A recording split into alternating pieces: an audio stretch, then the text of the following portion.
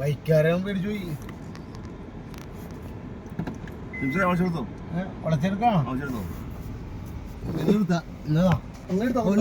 ലോറിക്കാരൻ ചിലപ്പോ കയറിപ്പോ നമുക്ക് ബാക്കി കയറാം.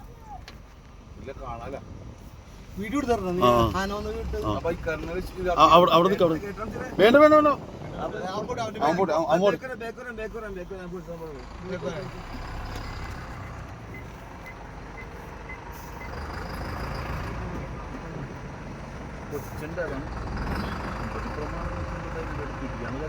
ഞാൻ പറഞ്ഞില്ലേ